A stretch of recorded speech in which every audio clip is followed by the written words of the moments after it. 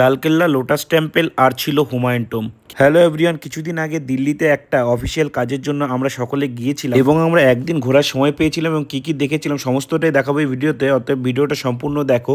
Already আমরা শিয়ালদা স্টেশনে চলে এসেছি এবং আমাদের ট্রেন ছিল রাজধানী।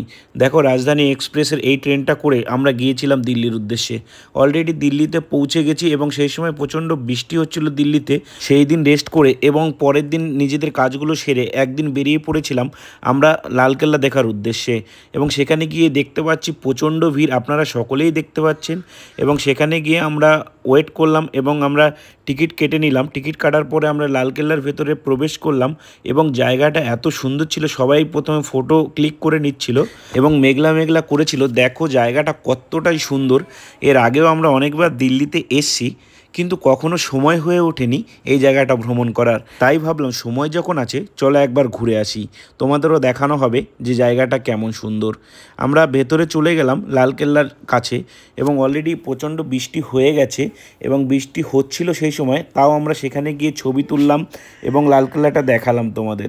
এরপর আমরা চলে গেছিলাম লোটাস টেম্পল দেখতে এবং লোটাস টেম্পলের এখানটাও প্রচণ্ড ভিড় ছিল। আমরা গাড়িটা নির্দিষ্ট জায়গায় পার্কিং করে তারপরে লোটাস টেম্পলের ভেতরে চলে এসেছিলাম।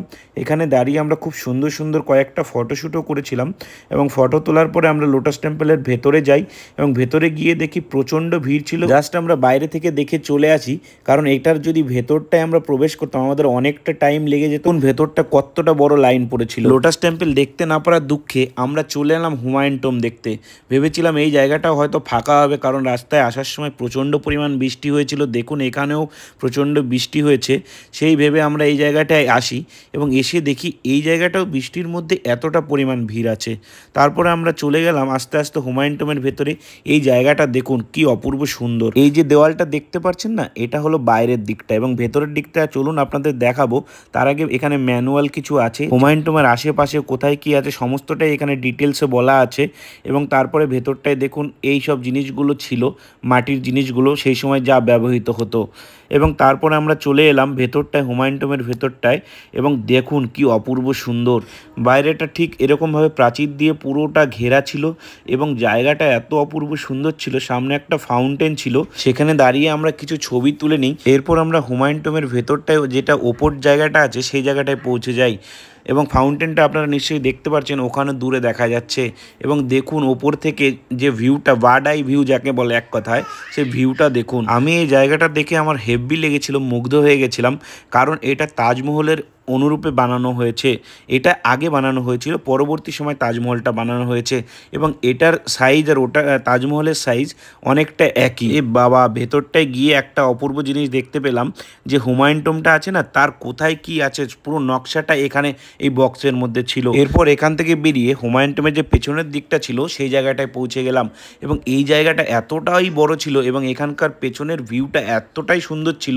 ও দূরে ওইখানটায় একটা মসজিদও ছিল। তারপর আমরা ভেতরের দিকটায় চলে আসলাম। ভেতরের দিকটায় এসে দেখুন কি সুন্দর সুন্দর আর্কিটেকচার করা ছিল এবং এরও ভেতরে আরেকটা জায়গা ছিল যেখানে সেই ঐতিহাসিক মুঘল সম্রাট যার নাম হুমায়ুন, তার সমাধিস্থল এই জায়গাটায় রাখা হয়েছিল। এবং সেই সমাধিস্থলে আশেপাশ দিয়ে আমরা ঘুরলাম এবং ওপর দিকটা সৌন্দর্যটা তোমাদের স্লো মোশনে তোমাদের দেখাচ্ছি। দেখো কি সুন্দর করে এই জায়গাটা তৈরি করা হয়েছিল। একবার একটা জিনিস ভেবে দেখো তো, এখনকার সময় আর্কিটেকচাররা বিল্ডিং বানাচ্ছে ভেঙে পড়ে যাচ্ছে, আর সেই সময় কত বছর আগে কিভাবে তৈরি করেছিল। এরপর আমরা ওখান থেকে বেরিয়ে অক্ষরধাম মন্দির যেটা আছে দিল্লিতে, সেই মন্দিরটা দেখতে চলে এলাম এবং মন্দিরটা দেখো বাইরেটা রাস্তা থেকে যেরকম সুন্দর লাগছিল, অসাধারণ লাগছিল। এটা শেষ করার আগে তোমাদের কাছে একটা কোশ্চেন থাকলো, এই প্লেসটা তোমরা দেখতে পাচ্ছ, এই জিনিসটার ঠিক কি নাম? কমেন্ট করে অবশ্যই কমেন্ট বক্সে জানিও।